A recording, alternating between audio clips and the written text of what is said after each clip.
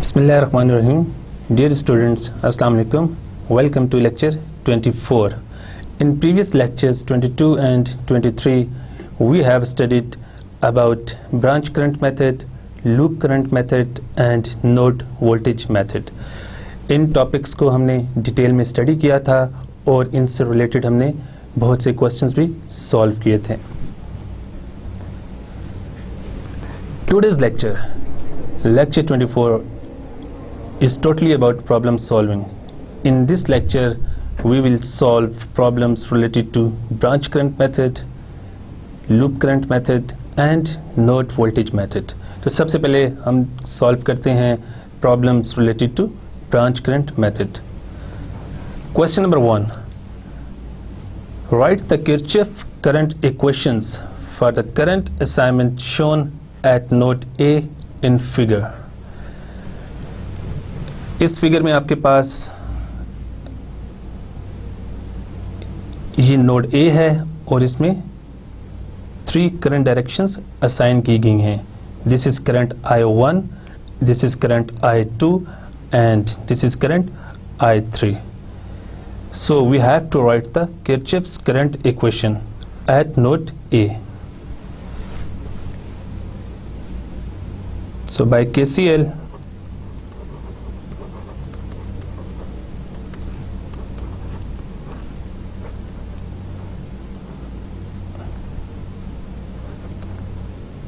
at node A, as we know that the current entering in a node is equal to the current leaving a node. So इस case में आपके पास current I1 node A में enter हो रहा है जबकि current I2 and I3 node को leave कर रहे हैं. सो आपके पास अगर इसको मैं रीअरेंज करूं तो आपके पास this is current equation at node A.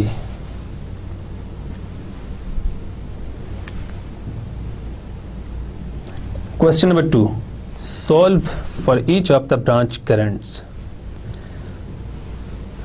तो अब सेम सर्किट है जो क्वेश्चन नंबर 1 में था. उसमें हमने सिर्फ करंट इक्वेशन लिखी थी नोड A पे. अब इस क्वेश्चन में हम तमाम ब्रांच करंट्स फाइंड आउट करते हैं. तो अगेन मैं लिखता हूँ वही जो इक्वेशन हमने current equation at node A लिखी थी. हमारे पास आई थी I1 minus I2 minus I3 is equal to 0. अब इस सर्किट के ऊपर हम ब्रांच करंट मेथड को अप्लाई करते हैं. ये आपके पास लूप 1 है एंड दिस इज लूप 2. तो यहाँ पे आपके पास पोलैरिटी आएगी प्लस माइनस और यहाँ पे आपके पास आएगी पोलैरिटी प्लस माइनस. इसी तरह आपके पास यहाँ पे पोलैरिटी आएगी प्लस माइनस और बैटरीज की पोलैरिटीज फिक्स्ड होती हैं, वो चेंज नहीं होती. तो अब हम लूप 1 और लूप 2 के लिए इक्वेशंस लिखते हैं. सो बाय KVL इन लूप 1 हम लिख सकते हैं. अगर हम इसको स्टार्ट यहाँ से करें तो मैंने जैसे पहले बात की थी प्रीवियस लेक्चर्स में कि हम जो एंटरिंग पॉइंट है वो वाला साइन इक्वेशन में यूज़ करेंगे. सो मैं जब लूप 1 की बात करूँगा तो उसमें हमारे पास ये स्टार्टिंग पॉइंट है दिस वन. तो जब आप यहाँ से मूव करेंगे क्योंकि करंट की डायरेक्शन आपके पास क्लॉकवाइज है और यहाँ पे भी आपके पास क्लॉकवाइज है. दोनों लूप्स में आपके पास करंट की डायरेक्शन क्लॉकवाइज है.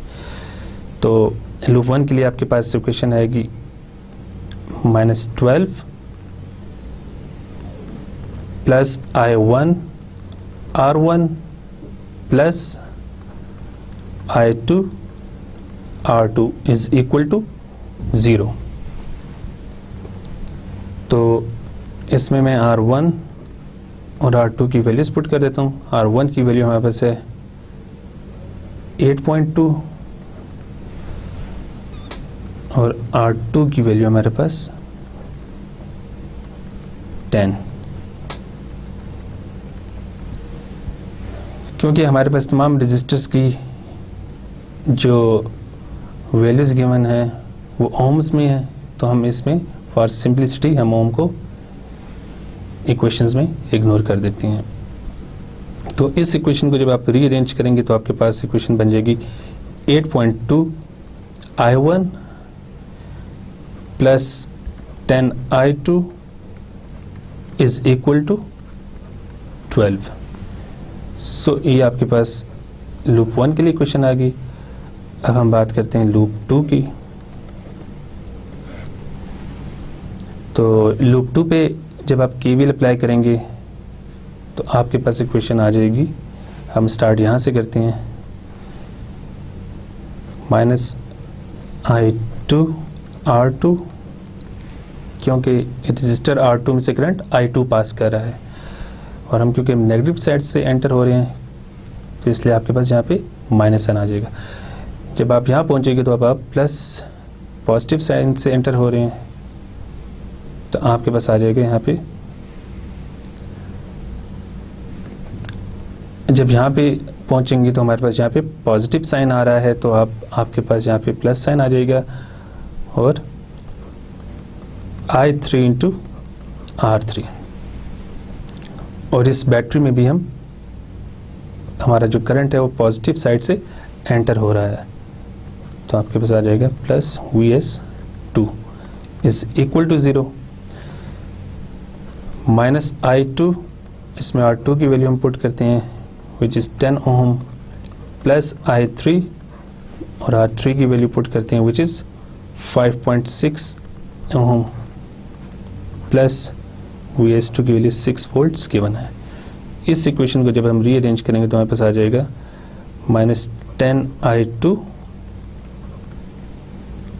Plus 5.6 I3 is equal to -6। So ये आपके पास इक्वेशन बन गई है। तो आपके पास फर्स्ट इक्वेशन, इसको मैं इक्वेशन 1 कह देता हूँ और इसको मैं इक्वेशन 1, इसको मैं इक्वेशन 2 कह देता हूँ और इसको मैं इक्वेशन 3 कह देता हूँ। अब आपके पास ये 3 इक्वेशंस आ गई हैं इस सर्किट के लिए। अब क्योंकि हमने इसको सॉल्व करना है for each of the branch current, means कि हमने इसमें I1, I2 और I3 फाइंड आउट करनी है, तो इसको फाइंड आउट करने के लिए हम इन तीनों इक्वेशंस को सॉल्व करते हैं।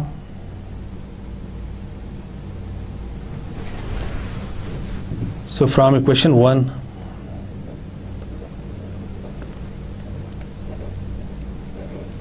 we can write I1 is equal to I2 plus I3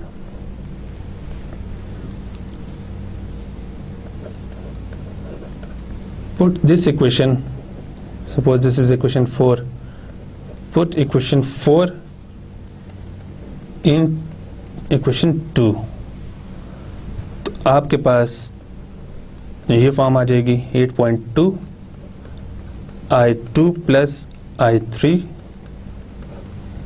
plus 10 I2 is equal to 12। इसको थोड़ा सा सिंप्लीफाई कर लें तो हमारे पास आ जाएगा 8.2 I2 plus 8.2 I3 plus 10 I2 is equal to 12। और इसको फर्दर सिंप्लीफाई करेंगे तो हमारे पास ये बन जाएगा 18.2 I2 plus 8.2 I3 is equal to 12। So यहाँ से हम I2 की वैल्यू निकाल लेते हैं, तो I2 की वैल्यू आपके पास आ जाएगी 12 माइनस 8.2 I3 डिवाइडेड बाय 18.2 इसको मैं कह देता हूँ equation 5. Now put equation 5 in equation 3. तो जब हम इक्वेशन 3 में इस इक्वेशन को पुट करेंगे तो हमारे पास कुछ फॉर्म ये बन जाएगी 10 12 minus 8.2 I3 divided by 18.2 plus 5.6 I3 is equal to -6. तो जब आप इसको सिंप्लीफाई करेंगे तो आपके पास यहाँ से I3 की वैल्यू आ जाएगी which is equal to 58.4 milli amperes.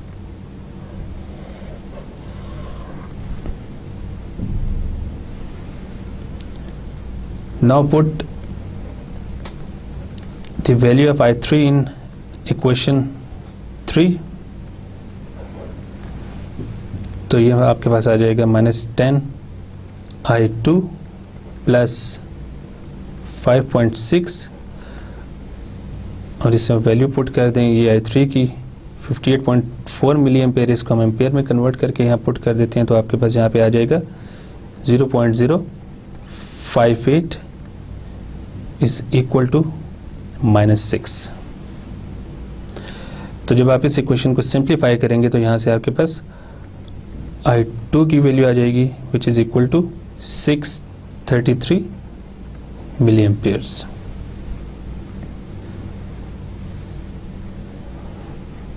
और अब हम I1 की वैल्यू निकालते हैं. So as we know that I1 is equal to I2 plus I3. So इसमें I2 की वैल्यू पुट करें प्लस I3 की वैल्यू पुट करें 58.4 तो आपके पास I1 की वैल्यू आ जाएगी 691 मिली एम्पियर्स. तो हमने इस सर्किट में ब्रांच करंट I1, I2 और I3 फाइंड आउट कर लिया है बाय सब्स्टिट्यूशन मेथड.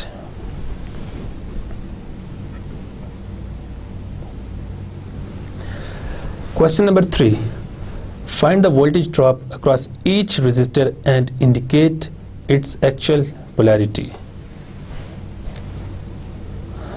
तो ये भी बिल्कुल वही सर्किट है जो क्वेश्चन नंबर 1 और 2 में हमने यूज़ किया था.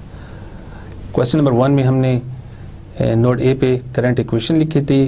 क्वेश्चन नंबर 2 में हमने ब्रांच करंट्स फाइंड आउट किए थे. और now in question number 3 we will find the voltage drop across each resistor.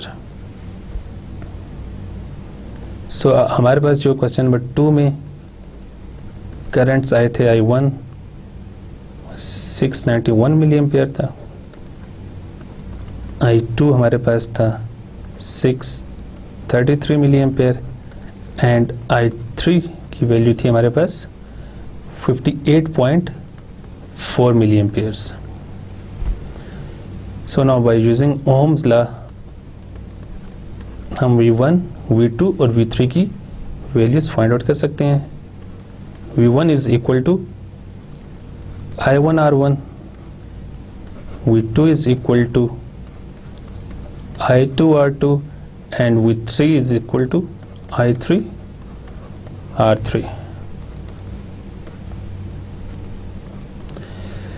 तो यहाँ पे I1 की वैल्यू हम पुट करते हैं 691 मिली एम्पियर इंटू R1 की वैल्यू हमारे पास है 8.2 ओम. तो जब आप इन दोनों को मल्टीप्लाई करेंगे तो आपके पास V1 की वैल्यू आ जाएगी 5.66 वोल्ट. अब इस तरह हम V2 फाइंड आउट करते हैं. तो यहाँ मैं I2 की वैल्यू पुट करता हूँ विच इज 633 मिली एम्पियर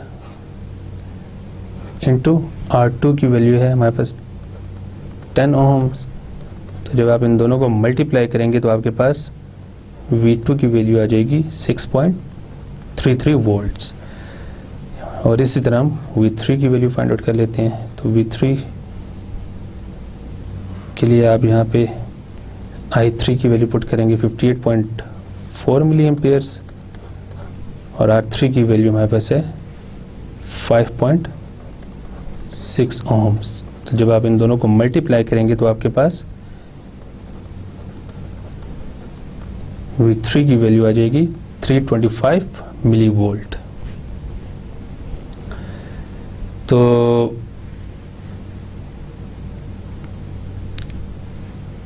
इसके बाद हमने देखना है कि एक्चुअल पोलैरिटी क्या है वोल्टेज ड्रॉप की। तो यहाँ पे आपके पास जो हमने क्वेश्चन नंबर 1 में साइन भी की थी पोलैरिटीज़, यहाँ आपके पास पॉजिटिव आएगा और यहाँ नेगेटिव आएगा। इस तरह आपके पास यहाँ पे पॉजिटिव आएगा, यहाँ पे नेगेटिव आएगा और यहाँ पे आपके पास पॉजिटिव होगा, यहाँ पे नेगेटिव होगा। क्योंकि हमने जो करंट की डायरेक्शन असाइन की हैं ये इनिशियली होती हैं आर्बिट्रेरी, और उसके बाद जब आप ये तमाम करंट की वैल्यूज़ फाइंड आउट कर लेते हैं तो अगर वो करंट की वैल्यूज़ आपके पास पॉजिटिव आ रही हो, जैसे कि इस केस में आपके पास ये सारी तमाम के तमाम करंट्स आपके पास पॉजिटिव हैं, इट मीन्स कि जो आपने डायरेक्शन असाइन की थी इनिशियली वही इसकी एक्चुअल डायरेक्शन है और करंट इसी डायरेक्शन में फ्लो कर रहा है। R1 में इसकी डायरेक्शन इस तरह है, राइट साइड पे जा रहा है करंट, R2 में वो डाउनवर्ड मूव कर रहा है और R3 में भी वो राइट साइड पे मूव कर रहा है।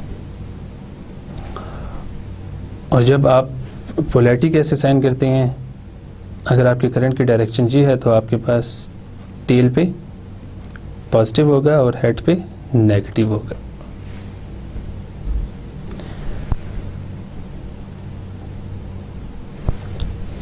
Question number 4, find the current through each resistor in the following figure. अब इसमें हमने I1, I2 और I3 फाइंड आउट करने हैं। तो इसमें आप देख सकते हैं कि आपके पास एक वोल्टेज सोर्स है और एक करंट सोर्स है। तो सबसे पहले हमें पता है, जैसे सपोज इसको मैं करंट I1 कह देता हूँ और इसको करंट मैं कह देता हूँ I2.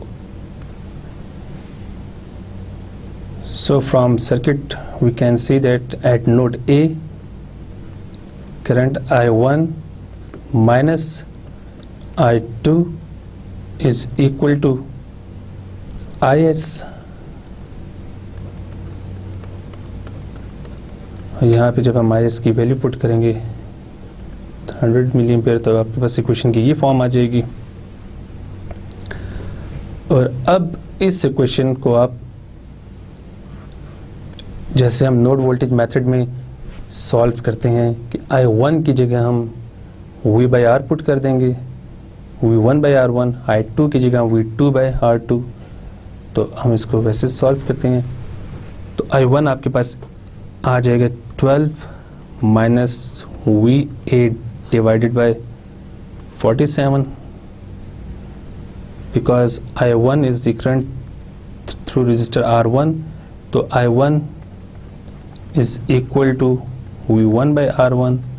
सो यहाँ पे V1 आपके पास वोल्टेज नहीं है, लेकिन आपके पास क्योंकि इस पॉइंट पे वोल्टेज गिवन है 12 वोल्ट्स और यहाँ आपके पास हम अज्यूम कर लेते हैं कि वोल्टेज VA है नोड A पे, तो इसकी क्रॉस वोल्टेज कितनी बन जाएगी 12 वोल्ट माइनस VA।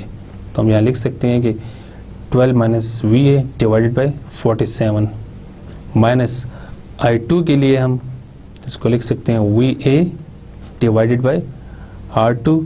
तो R2 की वैल्यू हमें 100 ओम्स गिवन है, तो मैं यहाँ 100 लिख लेता हूँ इज इक्वल टू, इसको मैं एम्पियर्स में कन्वर्ट कर लेता हूँ तो आपके पास यहाँ पे आ जाएगा 0.1। तो इसको जब आप सिंप्लीफाई करेंगे, आप एलसीएम लेके जब इसको सिंप्लीफाई करेंगे तो आपके पास कुछ ये क्वेश्चन आ जाएगी।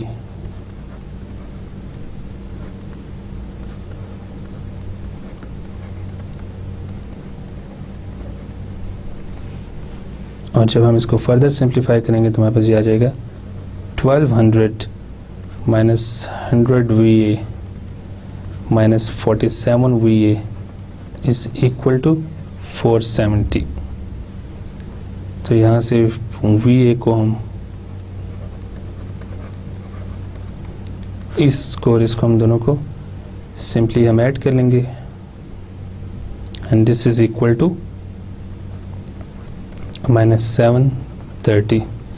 जब आप 1200 को इस साइड पे लेके आएंगे तो आपके पास यहाँ पे आ जाएगा माइनस 730 और यहाँ से VA की जब हम वैल्यू निकालेंगे तो VA की वैल्यू हमारे पास आ जाएगी 4.97 वोल्ट्स के इक्वल।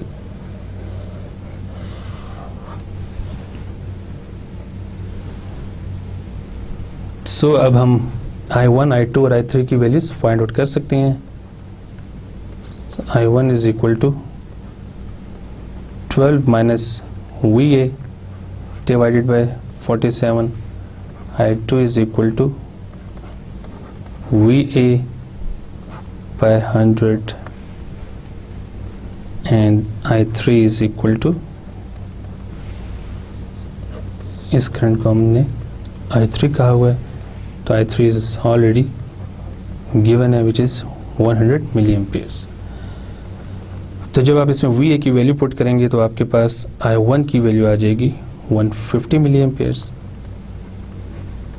जब यहाँ पे VA की ये वैल्यू पुट करेंगे तो आपके पास I2 की वैल्यू आ जाएगी 49.7 मिली एम्पियर्स और इस तरह आपके पास I3 की वैल्यू 100 मिली एम्पियर्स है जो कि ऑलरेडी गिवन है।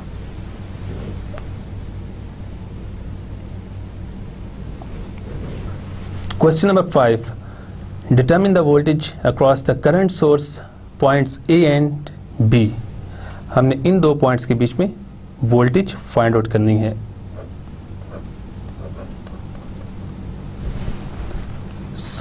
इस सर्किट को हम सुपरपोजिशन थ्योरम से सॉल्व करते हैं। हम एट अ टाइम किसी एक सोर्स का इफेक्ट लेते हैं। तो सबसे पहले हम करंट सोर्स को 0 करते हैं।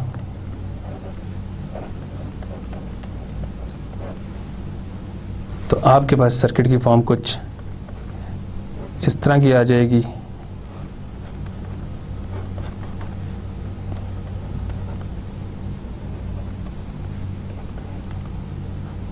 यहाँ आपके पास करंट सोर्स है जिसको हमने ओपन कर दिया है and this is point A and this is point B.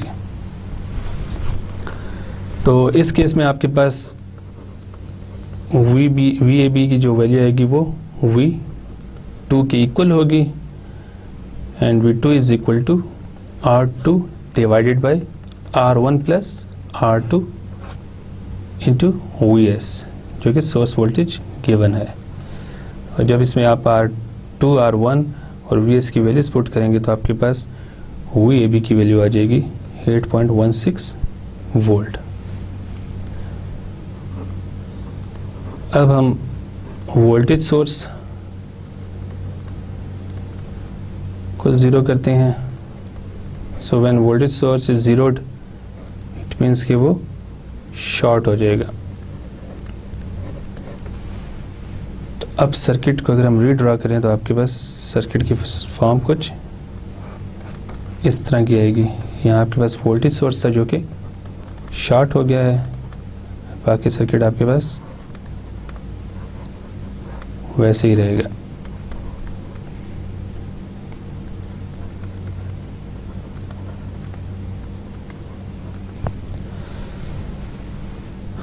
तो इसमें आपके पास VAB जो है वो V3 के इक्वल होगा। So V3 is equal to I3 R3। So I3 की वैल्यू हमें पता है 100 मिली एम्पियर और R3 की वैल्यू है 68 ओम। तो जब आप इसको सिंप्लीफाई करेंगे तो आपके पास VAB की वैल्यू आ जाएगी 6.8 वोल्ट। क्योंकि ये करंट जो IS था ये डायरेक्टली R3 में से पास कर रहा है। तो अब इस सर्किट में हम I2 फाइंड आउट करते हैं।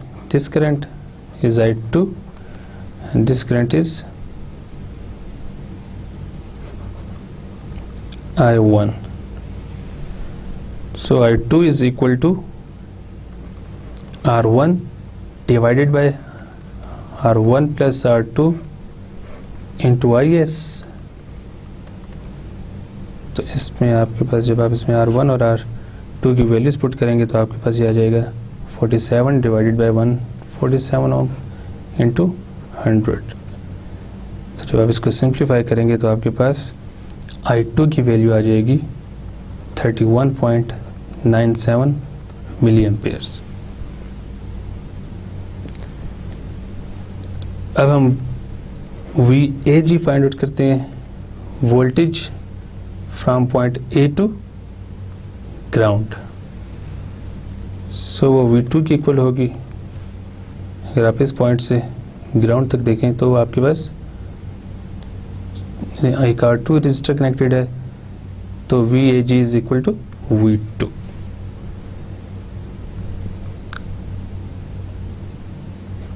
और इसमें अब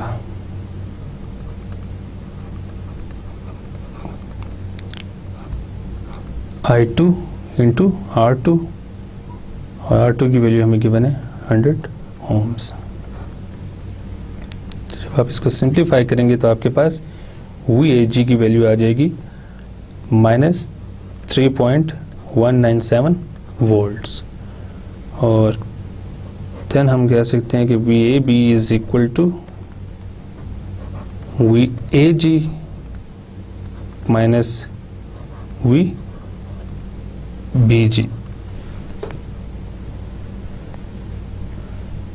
तो इसमें VAG की वैल्यू आपके पास है -3.197 वोल्ट और BG की वैल्यू है आपके पास 6.8 वोल्ट्स।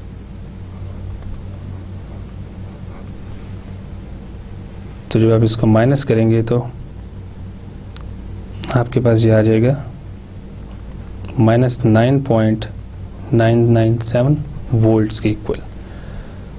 तो जब हम दोनों के इफेक्ट्स को ऐड करेंगे तो आपके पास VAB की वैल्यू आ जाएगी 8.16, जो हमारे पास ये वैल्यू आई थी, प्लस VAB की ये वैल्यू जो है हमारे पास, इसको यहाँ लिख देते थे -9.997 वोल्ट्स। जिसको जब आप सिंप्लीफाई करेंगे तो आपके पास -1.84 वोल्ट्स के इक्वल VAB वैल्यू आ जाएगी। तो ये आपके पास एक्चुअली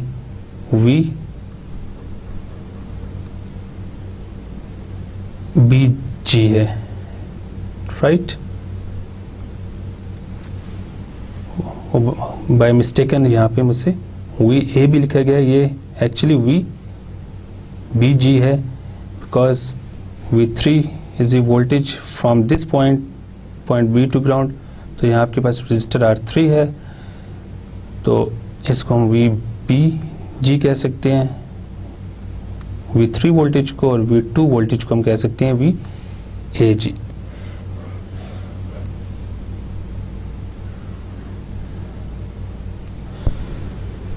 तो इस तरह हमने वोल्टेज फाइंड आउट कर ली है between point A and B, which is -1.84 volts.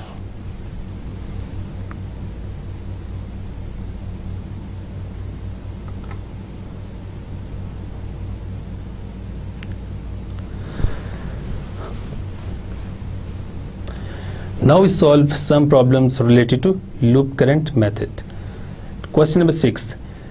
Using the loop current method, find the loop currents in the circuit shown in the figure. So इस सर्किट में हमने लूप करंट मेथड अप्लाई करना है।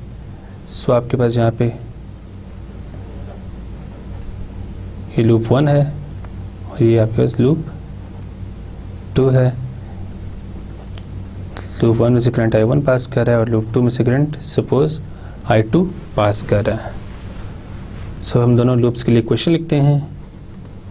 For loop 1, अगर आप यहाँ से start करें इक्वेशन लिखना तो आप देख सकते हैं कि आपके पास बैटरी में करंट पॉजिटिव साइड से एंटर हो रहा है, तो आपके पास यहाँ पे प्लस साइन आएगा, +2 वोल्ट हो जाएगा यहाँ पे, प्लस अब यहाँ पे भी पॉजिटिव साइड से एंटर हो रहा है, यहाँ हम पोलैरिटी से साइन कर देते हैं पहले, इससे काफ़ी आसानी हो जाएगी इक्वेशन लिखने में। तो अगेन यहाँ से पॉजिटिव साइड से करंट एंटर हो रहा है, तो यहाँ आपके पास आ जाएगा +I1 R1 plus I1 minus I2 into R3 and plus 4 volt is equal to 0। तो बैटरी VS1 में करंट पॉजिटिव साइड से एंटर हो रहा है, रजिस्टर R1 में से भी करंट पॉजिटिव साइड से एंटर हो रहा है, रजिस्टर R3 में से करंट पॉजिटिव साइड से एंटर हो रहा है, लेकिन इसमें यहाँ से करंट I1 पास कर रहा है और यहाँ से करंट I2 पास कर रहा है, तो इसलिए हमने I1 माइनस I2 लिखा है। और अगेन इस बैटरी में VS2 में करंट पॉजिटिव साइड से एंटर हो रहा है, तो आपके पास यहाँ पे प्लस साइन आ जाएगा। इसको सिंप्लीफाई करते हैं, यहाँ आ जाएगा आपके पास 6 volt plus I1 R1 plus R2 minus I2 into R3 is equal to 0। इसको फर्दर सिंप्लीफाई करते हैं, इसमें हम R1 R2 की वैल्यूज पुट करते हैं, तो R1 और R2 की जब आप ऐड करेंगे वैल्यूज पुट करने के बाद तो आपके पास आ जाएगा यहाँ पे 1560 माइनस I2, यहाँ आपके पास आ जाएगा R3 की वैल्यू 560। सो आपके पास ये स्टैंडर्ड फॉर्म आ जाएगी। So this is the standard form of equation for loop 1. Now for loop 2,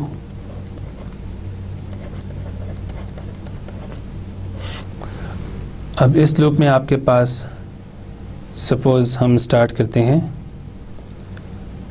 इस पॉइंट से, अगेन यहाँ से हम स्टार्ट करेंगे और ऐसे क्लॉकवाइज हम मूव करते रहेंगे। तो इस बैटरी में करंट एंटर हो रहा है नेगेटिव साइड से, तो आपके पास यहाँ पे आ जाएगा -4 वोल्ट। अब इस रजिस्टर में करंट पॉजिटिव साइड से एंटर हो रहा है, तो आपके पास यहाँ पे आ जाएगा plus I2 minus I1 into R3 plus इसमें भी पॉजिटिव साइड से एंटर हो रहा है, तो plus I2 into R2 and then finally इस बैटरी में भी पॉजिटिव साइड से करंट एंटर हो रहा है, तो plus 6 volt is equal to 0। तो इसको थोड़ा सा आप जब सिंप्लीफाई करेंगे तो आपके पास यहाँ पे आ जाएगा 820 I2 प्लस 2 प्लस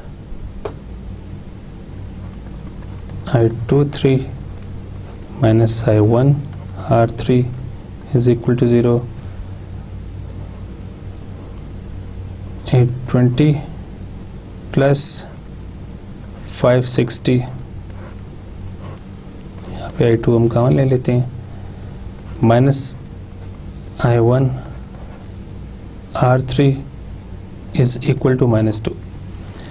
तो इसको जब फर्दर हम सिंप्लीफाई करेंगे तो हमारे पास जो फाइनल इक्वेशन आएगी वो -560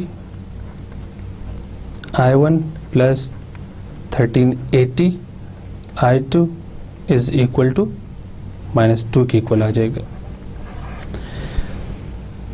तो अब आपके पास ये दो इक्वेशंस बन गई हैं। This equation is for loop 1 and this equation is for loop 2। अब हम इन दोनों इक्वेशंस को सॉल्व करते हैं। तो मैं यहाँ सबसे इक्वेशन को रीराइट करता हूँ। तो आपके पास एक इक्वेशन आई थी 1560 I1 minus 560 I2 is equal to -6, और दूसरी इक्वेशन हमारे पास आई थी -560 I1 plus 1380 I2 is equal to -2। अब हम I1 फाइंड आउट करते हैं बाय यूजिंग डिटर्मिनेंट मेथड।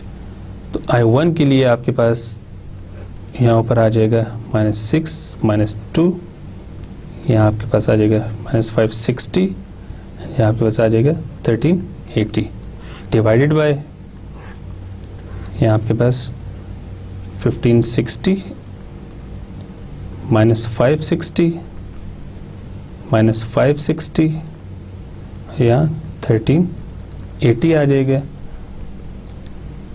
और इसको जब हम एक्सपैंड करेंगे और सिंप्लीफाई करेंगे तो आपके पास यहाँ पे -8 280 -111 -1120 डिवाइडेड बाय नीचे आपके पास आ जाएगा 2152 800 -313 600। और जब आप इसको कैलकुलेटर से सॉल्व करेंगे तो आपके पास I1 करंट की वैल्यू आ जाएगी -5.11 मिली एम्पियर्स। इस तरह हम I2 की वैल्यू फाइंड आउट करते हैं। तो I2 के लिए आपके पास यहाँ पे 1560 या -560 आएगा। अब क्योंकि हम I2 की वैल्यू फाइंड आउट कर रहे हैं तो I2 के कोएफिशिएंट्स को रिप्लेस कर देते हैं हम इन कांस्टेंट के साथ। तो यहाँ आपके पास -6 और -2 आ जाएंगे डिवाइडेड बाय आपके पास ये चीज़ दोबारा आ जाएगी। जब आप इसमें से इसको माइनस करेंगे तो आपके पास CD या कैरेक्टरिस्टिक डिटर्मिनेंट की वैल्यू आ जाएगी 1839 200। और जब आप इसको एक्सपेंड करेंगे तो आपके पास यहाँ ऊपर आ जाएगा -3180 -3360 डिवाइडेड बाय 1839 200। और जब आप इसको सिंप्लीफाई करेंगे तो आपके पास I2 की वैल्यू आ जाएगी -3.52 मिली एम्पियर्स। तो इस तरह हम बाय यूजिंग डिटर्मिनेंट्स I1 और I2 की वैल्यूज़ फाइंड आउट कर सकते हैं। और ये मेथड हम पिछले लेक्चर्स में भी काफ़ी डिटेल में देख चुके हैं।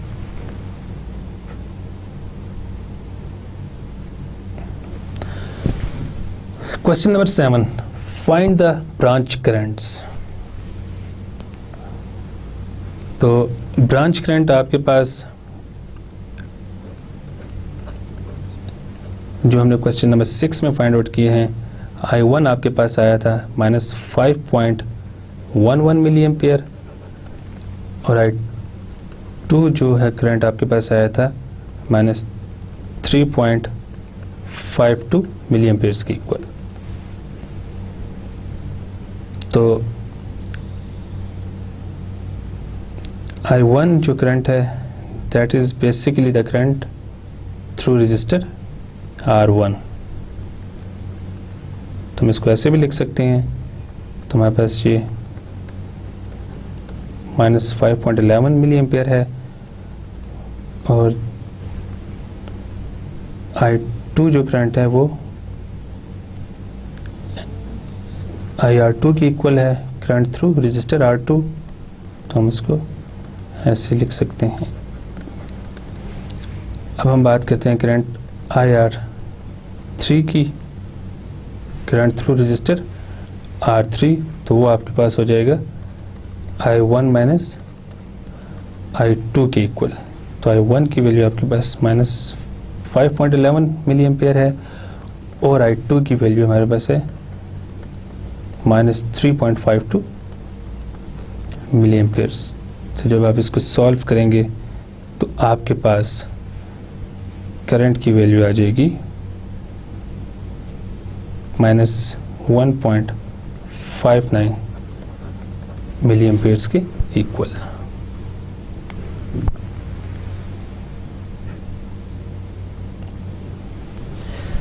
Question number 8. Determine the voltages and their proper polarities for each resistor. So जो करंट्स हमने क्वेश्चन नंबर 7 में फाइंड आउट किए थे, उन करंट्स को मैं रीराइट करता हूँ। हमारे पास जो करंट IR1 आया था,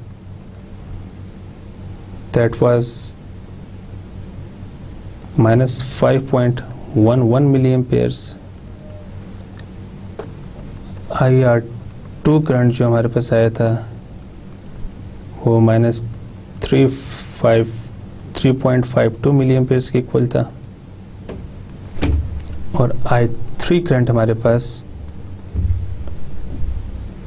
1.59 के इक्वल आया था, माइनस 1.59 के इक्वल आया था। तो अब इन्हीं करंट्स की हेल्प से हम V1, V2 and V3 find out करते हैं। So voltage across resistor R1 is equal to VR1, and इसको हम Ohm's law से easily find out कर सकते हैं, IR1 into R1. Similarly VR2 is equal to IR2 into R2, and VR3 is equal to IR3 into R3. तो इसमें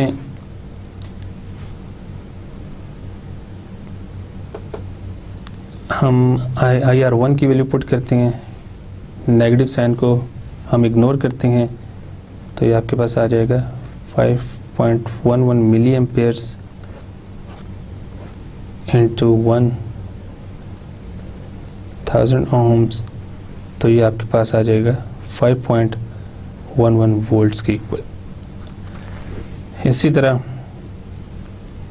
VR2 के लिए इसमें हम IR2 की वैल्यू पुट करते हैं 3.52 मिली एम्पियर्स, माइनस साइन को इग्नोर करते हैं, और R2 की वैल्यू है हमारे पास 820 ohms, तो ये हमारे पास आ जाएगा 2.89 वोल्ट्स के इक्वल।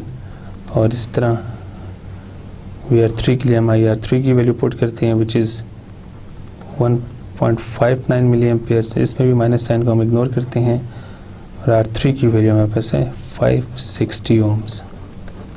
तो जब इसको आप मल्टीप्लाई करेंगे तो आपके पास आ जाएगा 890 मिली वोल्ट्स। तो आपके पास यहाँ पे IR1 करंट की वैल्यू नेगेटिव में है। इट मीन्स कि जो हमने एज्यूम की थी डायरेक्शन जो कि क्लॉकवाइज थी, इसको मैंने I1 कहा था, इसको मैंने I2 कहा था। अगर हम क्वेश्चन नंबर 7 को देखें, जब हमने ये डायरेक्शंस रखी थी तो हमारे पास करंट की वैल्यूज सारी नेगेटिव में आ रही हैं। इट मीन्स कि हमारे पास इस रजिस्टर में जो करंट की एक्चुअल डायरेक्शन है वो लेफ़्ट साइड पे है। इसी तरह R3 में जो हमारे पास एक्चुअल डायरेक्शन है वो अपवर्ड है, और R2 में हमारे पास जो एक्चुअल डायरेक्शन है वो लेफ़्ट साइड पे है। तो यहाँ पे जब हम पोलैरिटी साइन करेंगे तो हमारे पास ये प्लस माइनस, यहाँ पे प्लस माइनस होगा, और यहाँ पे प्लस और यहाँ पे माइनस होगा। तो इसको अगर मैं यहाँ लिख भी दूँ कि VR1 की जो डायरेक्शन है वो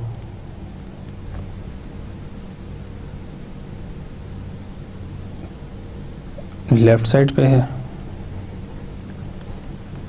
VR2 में जो करंट की डायरेक्शन है वो भी लेफ़्ट साइड पे है, और जो R3 में करंट की डायरेक्शन है वो अपवर्ड है। सो जो हमने एज्यूम की थी वो एक्चुअली रॉन्ग डायरेक्शंस थी। एक्चुअल डायरेक्शन हमारे पास ये आएंगे। और ये डायरेक्शन हमें ये करंट की हेल्प से पता चलता है कि ये डायरेक्शन करेक्ट है या रॉन्ग है। तो माइनस साइन ये शो करता है कि हमने जो डायरेक्शंस एज्यूम की थी इनिशियली वो रॉन्ग है, एक्चुअल डायरेक्शन इसकी ऑपोजिट है। Question number 9, right the loop equations for the circuit shown in the following figure, also solve for the loop currents. तो सबसे पहले हमने यहाँ पे करंट की डायरेक्शन असाइन करनी है जो कि इस सर्किट में ऑलरेडी गिवन है क्लॉकवाइज। उसके बाद हमने पोलैरिटीज असाइन करनी है। यहाँ पे पोलैरिटी प्लस माइनस होगी, यहाँ पे प्लस माइनस होगी, यहाँ पे प्लस माइनस होगी और यहाँ पे प्लस माइनस होगी। इस तरह यहाँ पे प्लस माइनस होगी और यहाँ पे प्लस माइनस होगी। तो इसके लिए अब हम तीनों लूप्स के लिए क्वेश्चंस लिखते हैं। सो फॉर लूप 1, इसको मैं लूप 1 कहता हूँ, इसको मैं लूप 2 कह देता हूँ और इसको लूप 3 कह देता हूँ। सो फॉर लूप 1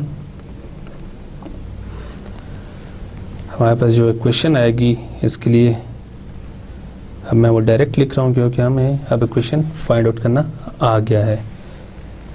तो हमारे पास जो इक्वेशन आएगी वो 57 I1 minus 10 I2 is equal to 1.5। For loop 2 जो हमारे पास इक्वेशन आएगी वो minus 10 I1 plus 41.7 I2 minus 4.7 I3 is equal to -3 के इक्वल होगी। और इसी तरह हम यहाँ पे लूप 3 के लिए क्वेश्चन लिखते हैं which is -4.7 I2 plus 19.7 I3 is equal to 1.5। तो ये आपके पास तीनों लूप्स की इक्वेशंस आ गई हैं। आपने इन तीनों लूप्स के लिए इक्वेशंस को स्टेप बाय स्टेप सॉल्व करना है। फॉर एग्जांपल इस लूप के लिए आपने सबसे पहले देखना है कि करंट इस कंपोनेंट में किस साइड से एंटर हो रहा है और इसके बाद फिर आपने फॉर एग्जांपल लूप 1 में हमारे पास यहाँ पे -15 वोल्ट आएगा प्लस 47 इंटू IA। इस करंट को मैंने यहाँ पे I1 कह दिया है, IA की जगह इसको I2 कह दिया है और इसको मैंने करंट I3 कह दिया है। तो यहाँ पे आपने सबसे पहले ये देखना है कि यहाँ पे आपके पास करंट नेगेटिव साइड से एंटर हो रहा है तो यहाँ -15 वोल्ट आ जाएगा, यहाँ पे प्लस R1 इंटू I1 आ जाएगा, यहाँ plus R2 into I1 minus I2 आ जाएगा। जब आप इसको सिंप्लीफाई करेंगे तो आपके पास ये क्वेश्चन आ जाएगी। तो इस तरह बाकी क्वेश्चंस को भी आपने डिटेल में सॉल्व करके वेरीफाई करना है कि क्या ये क्वेश्चंस बनती हैं कि नहीं।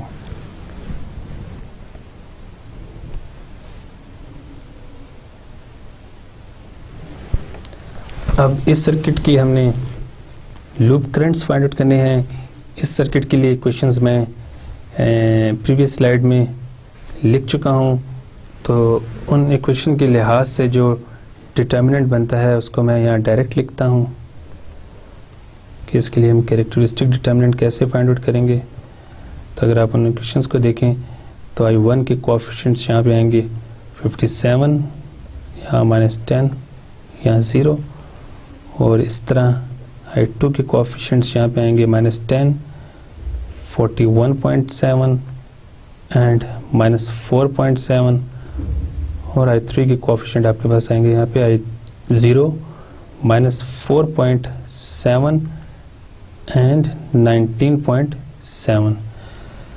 और अब इसका जब हम डिटर्मिनेंट फाइंड आउट करेंगे तो हमने फर्स्ट 2 कॉलम्स को यहाँ प्लेस कर देना है। तो यहाँ आ जाएगा आपके पास 57 -10 0 -10 41.7 -4.7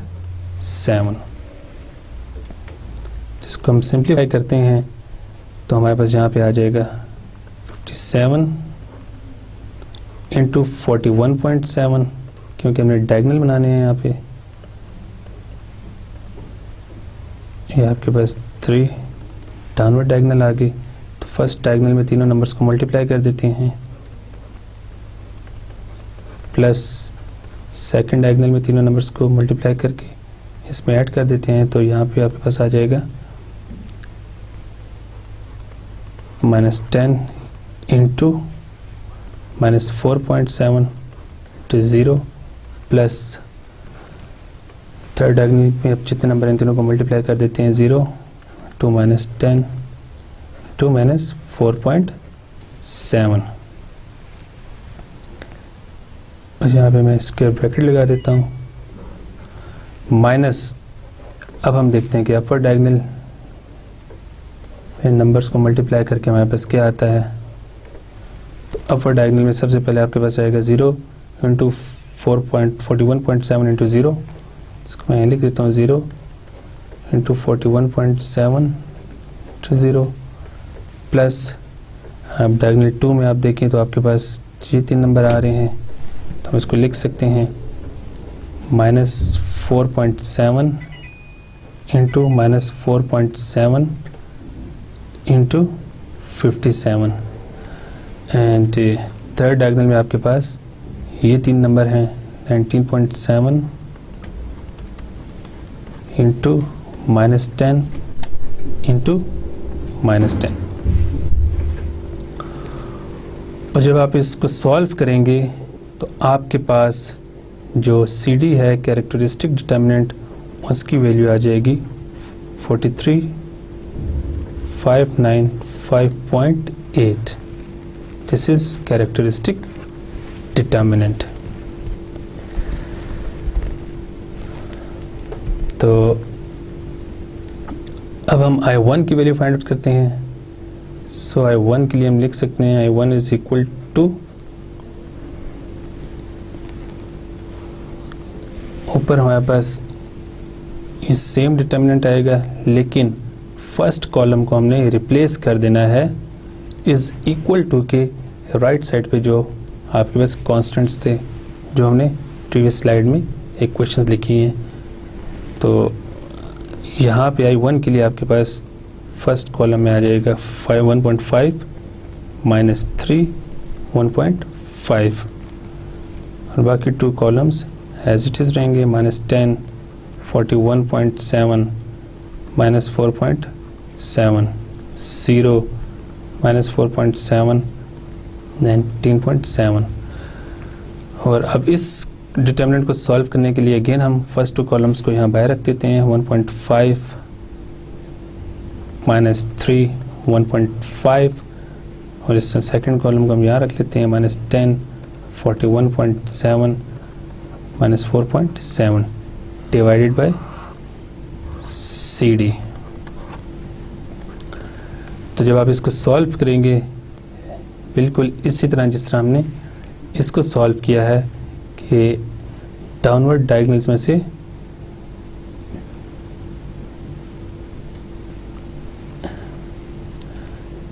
डाउनवर्ड डायगोनल्स के लिए आपके पास ये पार्ट आया था, इसमें से हमने माइनस कर दिया है अपर डायगोनल्स के नंबर्स को।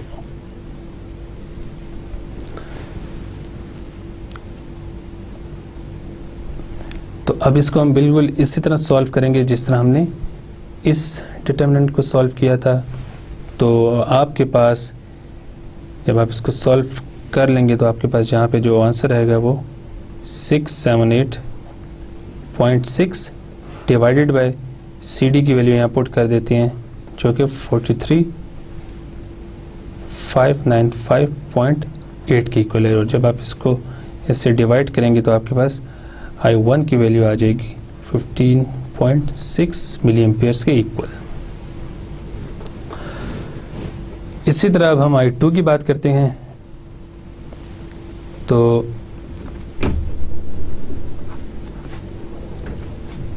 I2 के लिए आपने सेकंड कॉलम को रिप्लेस करना है जो इज इक्वल टू के राइट साइड पे कांस्टेंट से उनके साथ, तो आपके पास अब डिटर्मिनेंट ये बनेगा 57 माइनस 10 0 1.5 माइनस 3 1.5 0 माइनस 4.7 19.7 और अगेन बिल्कुल फर्स्ट टू कॉलम्स को हम यहाँ रख देते हैं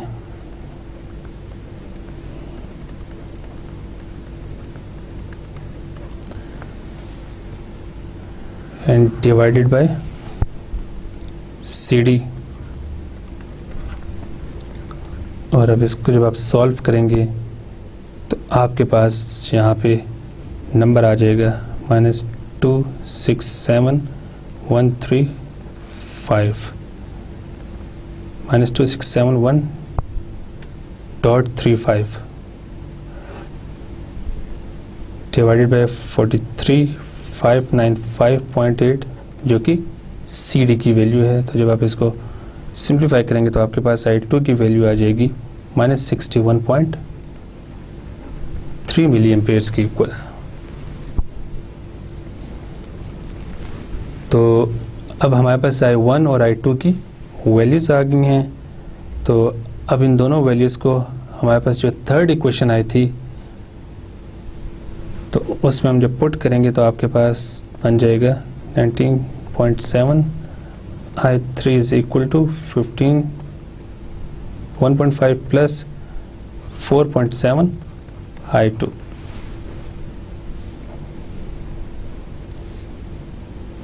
तो यहाँ से हम I3 की वैल्यू फाइंड आउट कर सकते हैं। I3 is equal to 1.5 plus 4.7 I2 divided by 19.7। तो जब इसमें आप I2 की वैल्यू पुट करेंगे तो आपके पास I3 की वैल्यू आ जाएगी 61.5 मिली एम्पियर्स के इक्वल।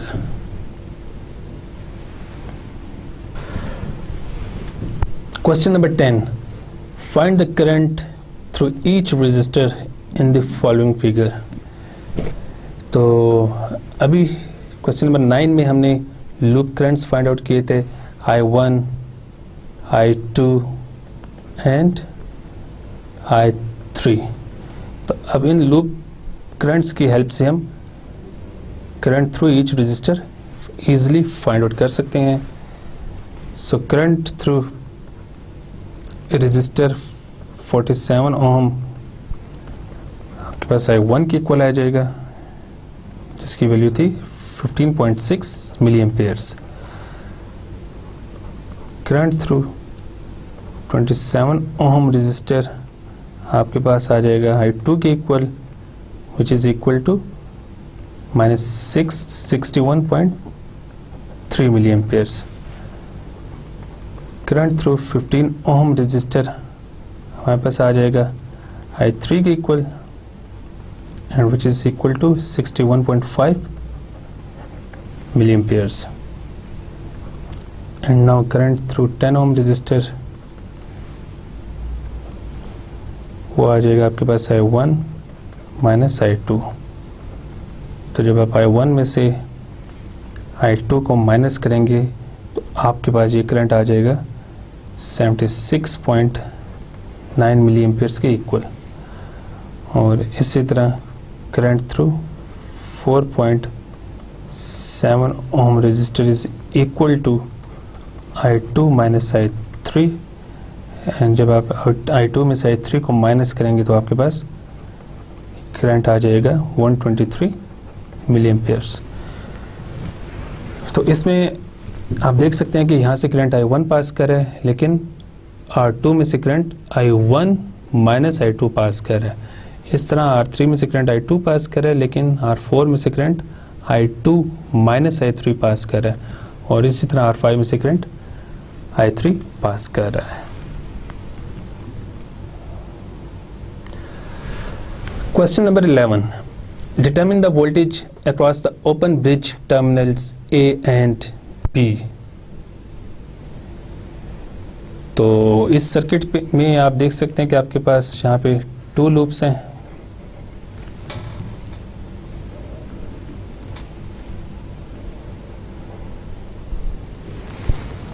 तो हम यहाँ लूप इक्वेशन लिखते हैं। सबसे पहले हम इस लूप की बात करते हैं, लूप 1 की। तो लूप 1 के लिए आपके पास जो इक्वेशन आएगी that is 10 plus 4.7 plus 2.2 into I1 minus 4.7 plus 2.2 into I2 is equal to 8 volts. तो ये मैंने लूप 1 के लिए इक्वेशन लिख दी। तो ये मैंने डायरेक्ट लिखी है। इसको ऐसे लिखते हैं कि आप देख सकते हैं कि जो करंट I1 है वो 10 ओम में से भी पास कर रहा है, वो 4.7 ओम रजिस्टर में से भी पास कर रहा है और वो 2.2 ओम रजिस्टर में से भी पास कर रहा है। तो इन तीनों रेजिस्टेंस को मैंने ऐड करके इसको I1 से मल्टीप्लाई कर दिया है। देन माइनस, क्योंकि यहाँ से जो करंट पास कर रहा है वो I2 है और I2 की डायरेक्शन I1 के ऑपोजिट है, तो इसलिए minus 4.7 ohm plus 2.2 ohm into I2 is equal to 8 volts. और इस तरह लूप 2 के लिए ये आपके पास लूप 2 है।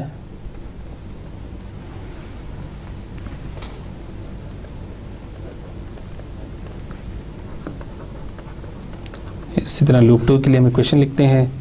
सो लूप 2 के लिए हमारे पास जो इक्वेशन होगी वो आएगी 2.2 plus 4.7 plus 8.2 and plus 3.9 into I2 minus 2.2 plus 4.7 into I1 is equal to 0 volts. तो इन दोनों का हम स्टैंडर्ड फॉर्म में लेके आते हैं। तो आपके पास स्टैंडर्ड फॉर्म में ये क्वेश्चंस बन जाएंगी 16.9 into I1 minus 6.9 into I2 is equal to 8 and minus 6.9 I1 plus 19 I2 is equal to 0। तो ये आपके पास लूप 1 और लूप 2 के लिए इक्वेशंस आ गई हैं। अब हम करंट I1 और I2 फाइंड आउट करते हैं using determinant method. So we can write I1 is equal to 80 minus 6.9 and 19 divided by 16.9 minus 6.9 minus 6.9 plus 19। तो जब आप इसको सिंप्लीफाई करेंगे और इनको सॉल्व करेंगे तो आपके पास I1 की वैल्यू आ जाएगी 555 मिली एम्पियर्स के इक्वल। इसी तरह हम I2 की वैल्यू फाइंड आउट करते हैं। तो ये आपके पास आ जाएगा 16.9 माइनस 6.9 और यहाँ पे I2 के कोएफिशिएंट को हम रिप्लेस कर देते हैं इज इक्वल टू के राइट साइड पे जो कांस्टेंट थे उनके साथ and divided by characteristic determinant which is 16.9 minus 6.9 minus 6.9 and 19। तो जब आप इसको सिंप्लीफाई करेंगे तो आपके पास I2 की वैल्यू आ जाएगी 202 मिली एम्पियर्स के इक्वल। तो VA की वैल्यू हम निकाल सकते हैं I1 minus I2 into 2.2 ohm resistor, क्योंकि VA is the voltage from this point two ground. तो इस पॉइंट से ग्राउंड तक एक ही रजिस्टर आ रहा है R4। तो हम इस करंट को जो इस रजिस्टर में से पास कर रहा है, जो कि इस केस में I1 माइनस I2 है, क्योंकि यहाँ से करंट I1 पास कर रहा है और यहाँ से करंट I2 पास कर रहा है, तो I1 माइनस I2 इंटू 2.2 ओम, तो ये आपके पास VA आ जाएगा। जब आप इसको सिंप्लीफाई करेंगे तो आपके पास VA की वैल्यू आ जाएगी 776.6 मिली वोल्ट्स के इक्वल। अब हम VB की वैल्यू फाइंड आउट करते हैं। VB is equal to I2 into 3.9 ohms. तो इसमें से करंट I2 पास कर रहा है, तो I2 करंट को R5 से मल्टीप्लाई कर देंगे तो आपके पास VB आ जाएगा। तो जब आप इसको सिंप्लीफाई करेंगे तो आपके पास VB की वैल्यू आएगी 787.8 मिली वोल्ट्स के equal. So VAB is equal to VA minus VB। So VA की वैल्यू में से जब आप VB की वैल्यू माइनस करेंगे तो आपके पास VAB आ जाएगा -11.2 मिली वोल्ट्स के equal. So this is the voltage between terminals A and B.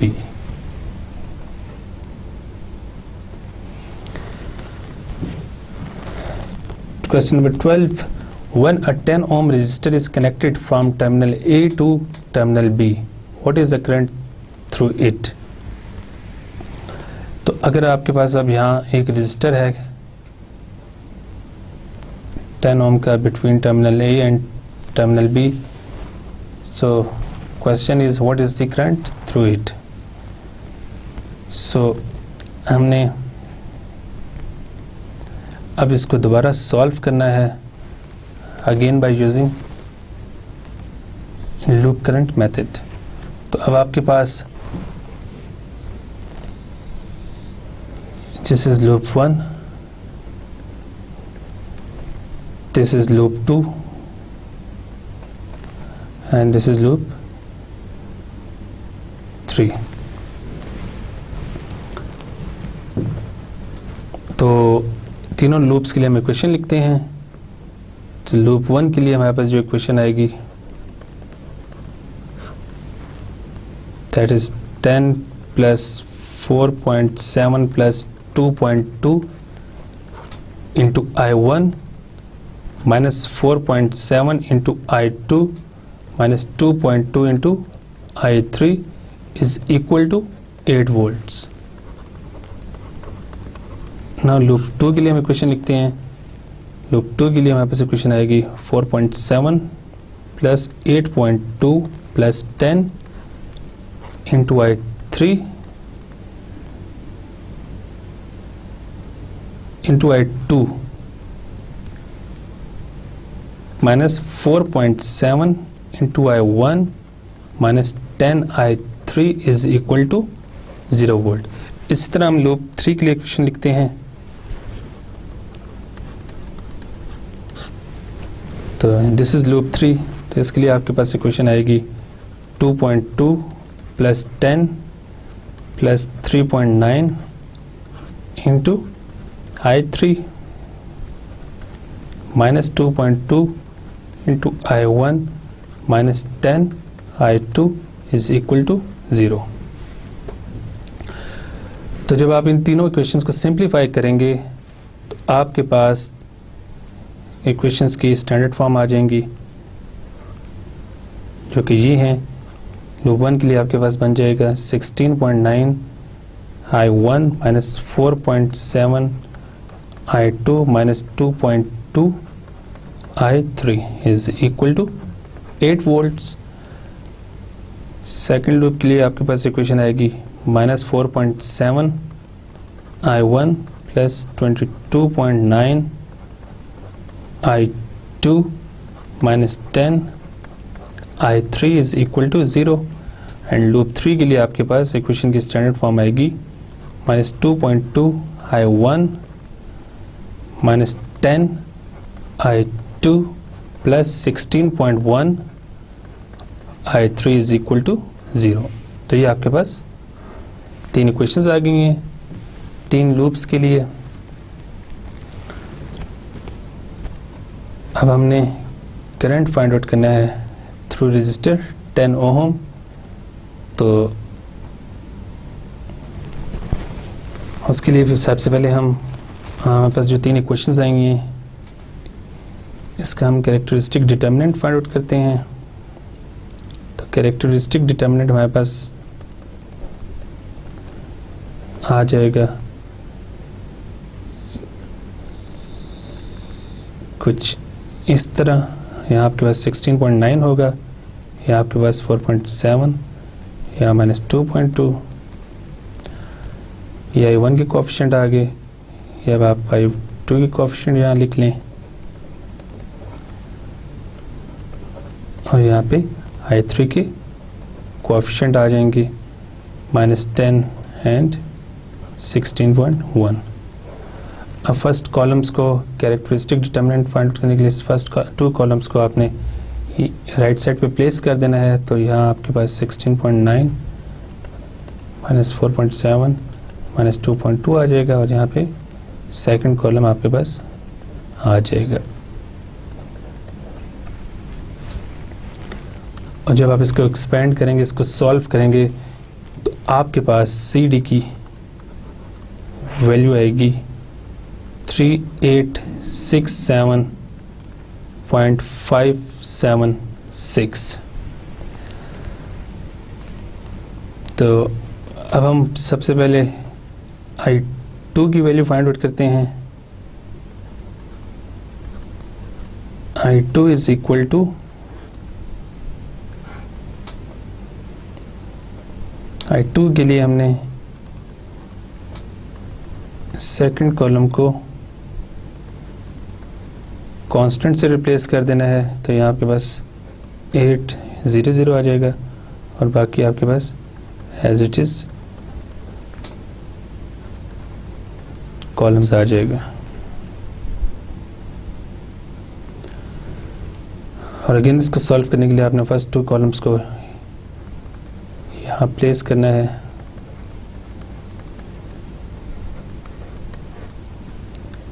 Divided by CD। और जब आप इसको सिंप्लीफाई करेंगे और इसको CD से डिवाइड करेंगे, तो आपके पास I2 की वैल्यू आ जाएगी 202 मिली एम्पियर्स। अब हम I3 की बात करते हैं। सो I3 is equal to I3 के लिए हमारे पास फर्स्ट 2 कॉलम्स सेम रहेंगे,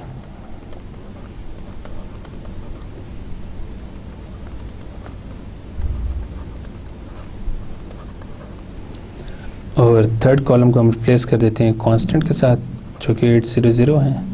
अब फर्स्ट 2 कॉलम्स को आप यहाँ बाहर रखते हैं,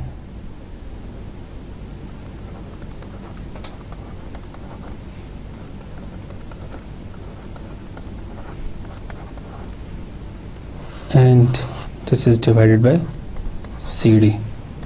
तो जब आप इसको सॉल्व करेंगे, तो आपके पास I3 की वैल्यू आ जाएगी 201 मिली एम्पियर्स के equal. So now we calculate IBA। So IBA is equal to I2 minus I3। तो I2 में से जब आप I3 को माइनस करेंगे, तो आपके पास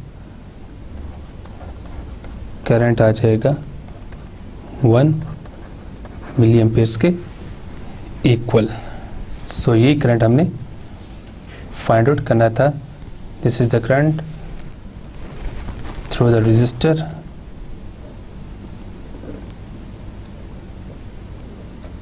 10 ohm connected between point A and B, and this current is 1 milliampere.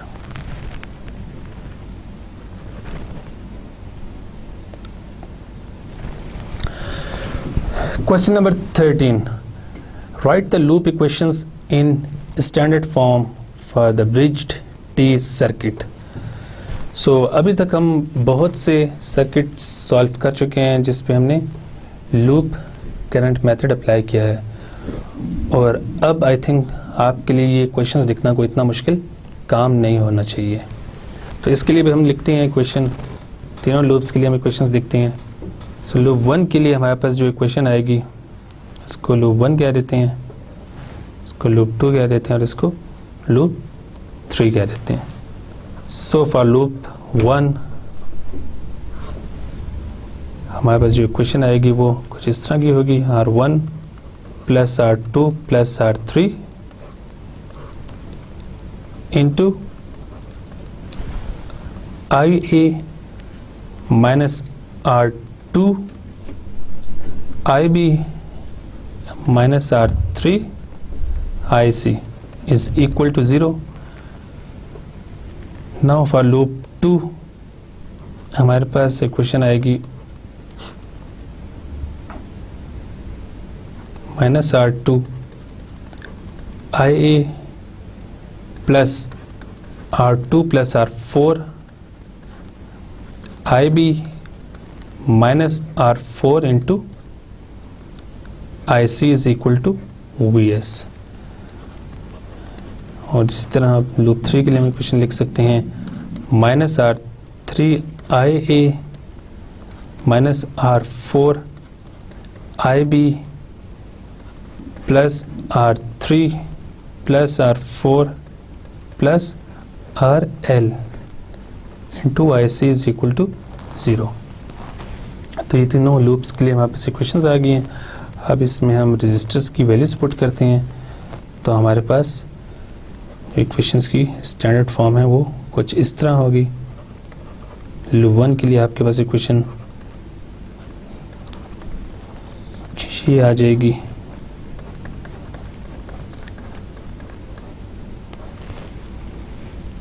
Loop 2 के लिए हमारे पास इक्वेशन आ जाएगी आफ्टर सिंप्लीफिकेशन दिस वन. और लूप 3 के लिए हमारे पास इक्वेशन की स्टैंडर्ड फॉर्म ये होगी.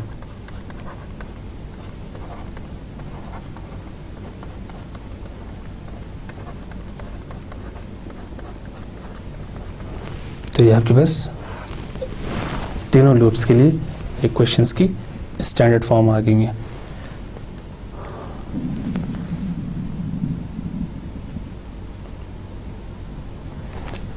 Now we solve some problems related to node voltage method. Question number 14. Use the node voltage method to find the voltage at point A with respect to ground. तो ये आपके पास point A है और हमने इस point के लिहाज से वोल्टेज फाइंड आउट करनी है with respect to ground.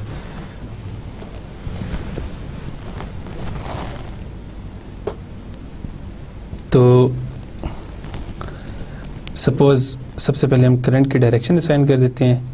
This is current I1, this is current I2 and this is current I3.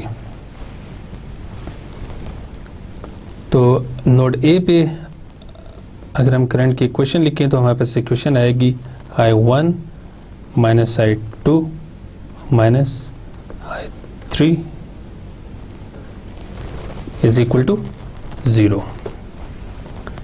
Now by using Ohm's law, I1 is equal to 30 minus VA divided by R1 which is 82 minus VA minus 40 divided by R2 की value 48 put कर दें minus VA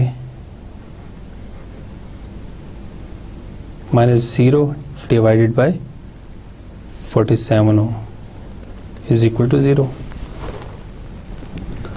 अब इसको हम simplify करते हैं तो हमारे पास ये आ जाएगा 30 divided by 82 minus VA divided by 82 minus VA divided by 68 plus 40 by 68 minus VA by 47 is equal to 0.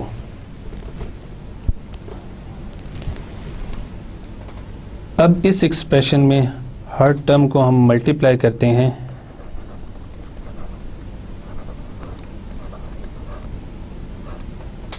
(82 into 68 into 147।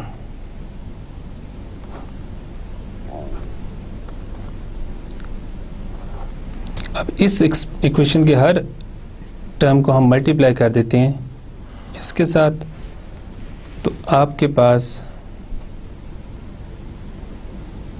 जो इस इक्वेशन की नई फॉर्म आएगी वो कुछ इस तरह की होगी, 9996 into 30 minus 9996 into VA minus 12054 VA plus 12054 and minus 5576 VA is equal to 0। जब हमने इस इक्वेशन को इससे मल्टीप्लाई कर दिया है तो आपके पास अब नई इक्वेशन ये आ जाएगी, और इसको जब आप सिंप्लीफाई करेंगे तो आपके पास इक्वेशन की नई फॉर्म ये आ जाएगी,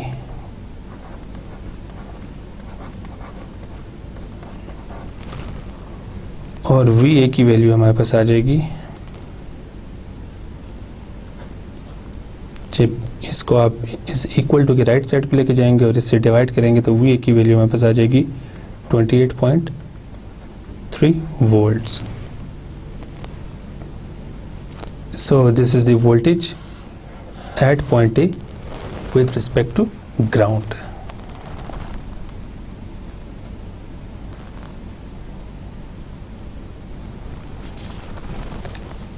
Question number 15, what are the branch current values? Show the actual direction of current in each branch। तो अभी प्रीवियस क्वेश्चन में हमने voltage at point A find out की थी। अब उसी वोल्टेज को हम यूज़ करते हुए, ये वोल्टेज हमारे पास थी 28.3 वोल्ट, इस वोल्टेज को यूज़ करते हुए हम branch current I1, I2 and I3 find out कर सकते हैं। So I1 is equal to 30 minus 28.3 divided by 82, तो ये आपके पास आ जाएगा 20.6 मिली एम्पियर्स के equal. I2 is equal to VA 28.3 minus VS2 which is 40 volts divided by 68 which is the value of R2। इसको सिंप्लीफाई करेंगे तो हमारे पास करंट की वैल्यू आ जाएगी -172 मिली एम्पियर्स के equal. And similarly I3 is equal to VA divided by 100 plus 47, तो VA की वैल्यू हमारे पास है 28.3 डिवाइडेड बाय 147, ये हमारे पास आ जाएगा 193 मिली एम्पियर्स के इक्वल। तो हमारे पास I1 की वैल्यू पॉजिटिव आई है, इट मीन्स कि इसकी ये डायरेक्शन ओके है। I2 की वैल्यू हमारे पास नेगेटिव आई है, इट मीन्स कि हमारे पास यहाँ पे ये करंट की डायरेक्शन ये नहीं है जबकि ये है, अपवर्ड है। और I3 की वैल्यू हमारे पास पॉजिटिव आई है, इट मीन्स कि ये करंट की डायरेक्शन हमने ठीक एज्यूम की थी।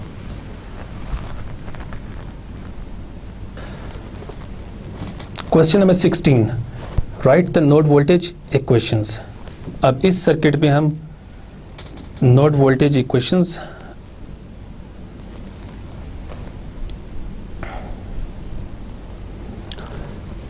Question number 16, right the node voltage equations. तो इस सर्किट में हम नोड वोल्टेज मेथड अप्लाई करते हैं।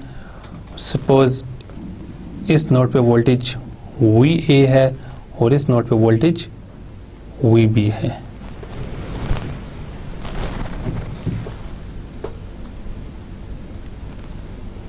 सपोज यहाँ पे करंट I1 है, ये करंट I2 है, ये करंट I3 है, ये करंट I4 है और ये करंट I5 है। और इस फिगर में आपने ये लूप करंट्स को इग्नोर कर देना है। तो नोड ए पे हमारे पास जो करंट की इक्वेशन आएगी वो I1 minus I2 minus I3 की इक्वल होगी, और नोड बी पे हमारे पास करंट की equation I3 plus I4 minus I5 के इक्वल होगी। इसको इक्वेशन 1 कह देते हैं और इसको इक्वेशन 2 कह देते हैं। सो फ्रॉम इक्वेशन 1 हम इसमें I1, I2, I3 की वैल्यूज पुट करते हैं by using ohm's law. So I1 is equal to 1.5 minus VA divided by 47 minus VA divided by 10 minus VA minus VB divided by 27 is equal to 0। और इसको जब हम simplify करेंगे तो हमारे पास इक्वेशन आ जाएगी 1.58 VA minus 0.037 VB is equal to 0.0319 के इक्वल। सो ये आपके पास नोड ए पे इक्वेशन आ गई है, इसको इक्वेशन 3 कह देते हैं। अब हम नोड बी पे इक्वेशन फाइंड आउट करते हैं। So from equation B, so from equation 2 I3 की जगह हम पुट कर सकते हैं VA minus VB divided bye 27 plus I4 की जगह हम पुट कर सकते हैं 3 माइनस VB डिवाइडेड बाय 4.7 और I5 की जगह हम पुट कर सकते हैं VB minus VS3 divided by 15 ओम। और जब आप इसको सिंप्लीफाई करेंगे, इसमें वैल्यूज पुट करेंगे, तो आपके पास नोड बी पे जो इक्वेशन बनेगी वो कुछ इस तरह की होगी। 0.037 VA minus 0.037 VB is equal to minus 0.738। तो ये आपके पास दो इक्वेशंस आ गई इन स्टैंडर्ड फॉर्म। अब इसमें जो इम्पोर्टेंट चीज़ है समझने की वो ये है कि जब हम I1 की बात करते हैं तो हम टेल में से हेड को माइनस करते हैं। जो वोल्टेज टेल साइड पे होती है उसमें से जो वोल्टेज हेड साइड पे होती है उसको माइनस कर देते हैं। तो इसमें इस केस में I4 के केस में आपके पास टेल पे वोल्टेज VS2 है और हेड पे वोल्टेज VB है। तो VS2 की वैल्यू 3 वोल्ट है, तो हमने अब टेल 3 में से VB को माइनस किया है। इसको आपने ऐसे नहीं करना कि आपने VB में से VS2 को माइनस करना है, हमेशा टेल में से हेड वोल्टेज को माइनस करते हैं। तो अब आपके पास ये दो इक्वेशंस आ गई हैं। अब इनको आप यूज़ करते हुए डिटरमिनेंट मेथड के थ्रू या साइमल्टेनियस इक्वेशन, अब आपके पास ये दो इक्वेशंस आ गई हैं और इन इक्वेशंस को आप डिटरमिनेंट के मेथड से या सब्स्टिट्यूशन के मेथड से सॉल्व करके VA और VB की वैल्यूज़ फाइंड आउट कर सकते हैं।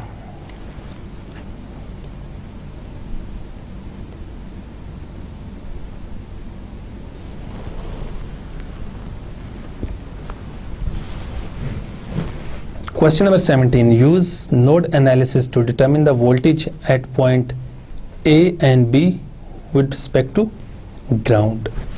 तो इसके लिए सबसे पहले हम इस सर्किट पे करंट की डायरेक्शन असाइन करते हैं। This is current I1, this is current I2, this is current I3, this is current I4 and this is current I5. So node A पे हमारे पास जो करंट की इक्वेशन आएगी वो ये होगी I1 minus I2 minus I3 is equal to 0। Node B पे जो हमारे पास करंट की इक्वेशन आएगी वो होगी I3 minus I4 minus I5 के equal. Now I1 is equal to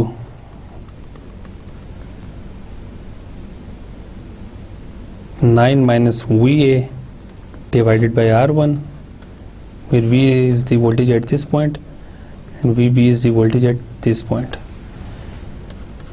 I2 is equal to VA divided by 27. I3 is equal to VA minus VB divided by R3. I4 is equal to VB minus 4.5 होगा, और वो minus और ये minus दोनों add up हो जाएंगे, means कि minus 4.5 volt होगा डिवाइडेड बाय R4। तो ये दोनों माइनस कैंसिल हो जाएंगे, तो आपके पास आ जाएगा VB plus 4.5 volt divided by R4।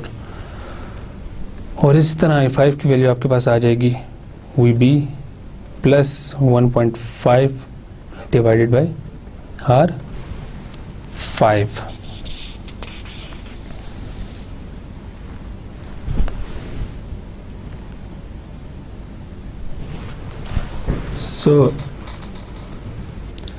सो अब जो नोड ए पे हमारे पास करंट इक्वेशन थी उसमें हम I1, I2 और I3 की वैल्यूज जो हमने लिखी हैं प्रीवियस स्लाइड में उसको पुट कर देते हैं। तो हमारे पास नोड ए पे अब इक्वेशन आएगी 9 minus VA divided bye 56 minus VA divided by 27 minus VA minus VB divided by 91 is equal to 0। तो जब इसको आप सिंप्लीफाई करेंगे तो हमारे पास इक्वेशन आ जाएगी minus 0.0659 VA plus 0.0109 VB is equal to minus 0.1607। तो नोड ए पे आपके पास ये क्वेश्चन बन जाएगी। नोड बी पे आपके पास जो इक्वेशन थी उसमें आप I3, I4 और I5 की जो वैल्यूज हमने प्रीवियस स्लाइड में फाइंड आउट किए वो पुट करें तो हमारे पास ये फॉर्म बन जाएगी VA minus VB divided by 91 minus VB plus 4.5 divided by 33 minus VB plus 15 divided by 82 is equal to 0। और जब आप इस इक्वेशन को सिंप्लीफाई करेंगे तो आपके पास जो फाइनल इक्वेशन आएगी वो 0.0109 VA minus 0.0535 VB is equal to 0.3193 तो ये आपके पास नोड बी पे इक्वेशन आ गई है। अब आपके पास दोनों नोड्स पे इक्वेशन आ गई हैं और अब आप इन दोनों इक्वेशंस को डिटर्मिनेंट के मेथड से सॉल्व कर सकते हैं। और जब आप इसको डिटर्मिनेंट के मेथड से सॉल्व करेंगे तो आपके पास वी ए की वैल्यू आ जाएगी 1.5 वोल्ट और वी बी की वैल्यू आपके पास आ जाएगी -5.65 वोल्ट्स। अब इसमें से कुछ चीज़ें मैं इसलिए स्किप कर रहा हूँ कि वो हम लोगों ने बार बार सॉल्व किए हैं और आई होप कि आपको वो अब बहुत अच्छे तरीके से आ गई होंगी और अब आप इनको ख़ुद भी सॉल्व कर सकती हैं। तो इसलिए अब मैं डायरेक्ट कुछ क्वेश्चंस लिखता हूँ, फिर उनके आंसर्स लिख देता हूँ और जो स्टेप्स मैं स्किप कर रहा हूँ ये आपने ख़ुद इनको सॉल्व करना है इसको वेरीफाई करने के लिए।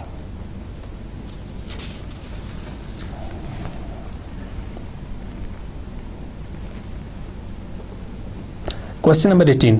Find the voltage at point A, B and C using node voltage method. So, according to node voltage method, सबसे पहले हम करंट की डायरेक्शन असाइन करते हैं। So, suppose this is current I1, this is current I2, this is current I3, this is current I4, this is current I5, this current is I6, this current is I7 and this current is I8। तो ये directions हमने अपनी मर्जी से लगाई हैं। अब इसके बाद हम नोड ए, बी और सी पे इक्वेशंस लिखते हैं। सो नोड ए पे हमारे पास इक्वेशन आएगी I1 minus I2 plus I3 plus I4 is equal to 0। Node B पे हमारे पास इक्वेशन आएगी I2 plus I5 minus I6। Node सी पे हमारे पास इक्वेशन आएगी minus I3 plus I7 plus I8 is equal to 0। तो जब हमने नोड ए के लिए इक्वेशन लिखी है तो हमारे पास आप देख सकते हैं कि I1 करंट एंटर हो रहा है और I4 करंट और I3 भी एंटर हो रहे हैं, जबकि करंट I2 लीव कर रहा है नोड ए को। नोड बी पे हम देखते हैं तो हमारे पास जो करंट I5 है और करंट I2 है वो नोड बी में एंटर हो रहे हैं, जबकि करंट I6 लीव कर रहा है। और नोड सी पे आपके पास करंट I8 और I7 एंटर हो रहे हैं, जबकि करंट I3 लीव कर रहा है नोड सी को। सो अब इन इक्वेशंस में हम ओम्स लॉ को यूज़ करते हुए वैल्यूज पुट करते हैं। तो सबसे पहले मैं I1 की वैल्यू लिखता हूँ। I1 is equal to 24 minus VA divided by 1 kilo. I2 is equal to VA minus VB divided by 1 kilo. I3 is equal to VC minus VA divided by 1 kilo. I4 is equal to VA divided by 1 kilo. I5 is equal to 24 volt minus VB divided by 1 kilo. I6 is equal to VB minus 18 volt divided by 1 kilo. I7 is equal to 10 volt minus VC divided by 1 kilo. And I8 is equal to 18 volt minus VC divided by 1 kilo ohm। अब हम इन currents की values को इन equations में put कर देते हैं। Equation 1, equation 2 and equation 3 में। सो जब हम इसको इक्वेशन 1 में पुट करेंगे तो हमारे पास जो इक्वेशन आएगी नोड ए पे that is 24 minus VA minus VA minus VB plus VC minus VA and minus VA is equal to 0। इसको जब आप सिंप्लीफाई करेंगे तो आपके पास ये बन जाएगा minus 4VA plus VB plus VC is equal to minus 24। हम नोट बी पे जो हमारे पास क्वेश्चन थी उसमें हम करंट्स की वैल्यूज पुट करते हैं जो हमने प्रीवियस स्लाइड में लिखी हैं। तो हमारे पास इक्वेशन की फॉर्म ये बन जाएगी VA minus VB plus 24 minus VB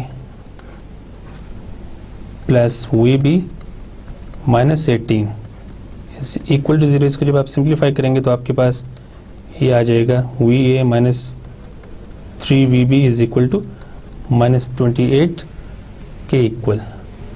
इसी तरह हम नोट सी पे क्वेश्चन लिखते हैं। तो नोट सी पे आपके पास आ जाएगा minus VC minus VA plus 10 minus VC plus 18 minus VC is equal to 0। इसको जब आप सिंप्लीफाई करेंगे तो आपके पास आ जाएगी इक्वेशन की ये फॉर्म आ जाएगी माइनस 28। अब ये आपके पास 3 इक्वेशंस आ गई हैं। तो मैं इक्वेशन ए, इक्वेशन बी और इक्वेशन सी कह देता हूँ। जब आप इसको सॉल्व करेंगे बाय डिटर्मिनेंट मेथड तो आपके पास VA की वैल्यू आ जाएगी 14.2 वोल्ट्स, VB की वैल्यू आ जाएगी माइनस 422 वोल्ट्स और VC की वैल्यू आ जाएगी 14.1 वोल्ट। तो VB की वैल्यू हमारे पास 18.7 वोल्ट है, माइनस 422 वोल्ट नहीं है। तो इसके साथ ही हमारा आज का लेक्चर कंप्लीट होता है। आज के लेक्चर में हमने branch current method, loop current method and node voltage method से रिलेटेड काफ़ी क्वेश्चंस सॉल्व किए हैं और नेक्स्ट लेक्चर में हम कैपेसिटर एंड इंडक्टर को स्टार्ट करेंगे। सो टिल देन, अल्लाह हाफिज़।